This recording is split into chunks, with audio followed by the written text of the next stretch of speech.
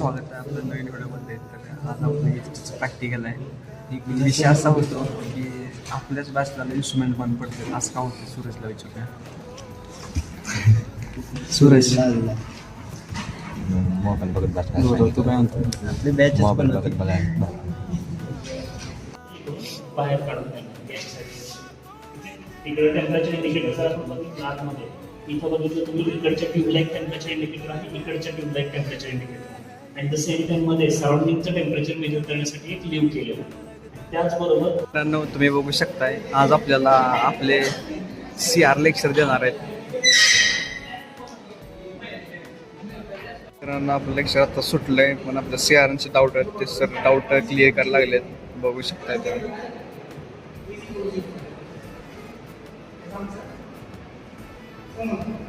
आपण कॉलेजमधून बाहेर चाललोय.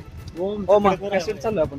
मी चाललोय इंजिन आणायला. सॉरी आपण सगळेच ना इंजिन बघायचं आहे हो मॅच चाललंय आम्ही कसं काय काय नियोजन काय बघायचं जरा R15 वित्रीचं समोर असं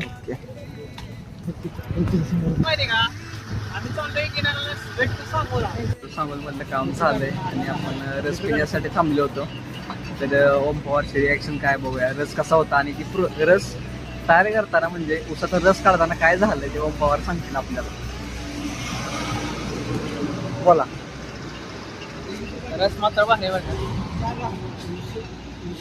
विषय कसा आहे माहिती भावनं जवळजवळ 10 वेळा एकच ऊस उसाच्या रसाच्या मशीनमध्ये रस काढायच्या मशीनमध्ये टाकलाय बरं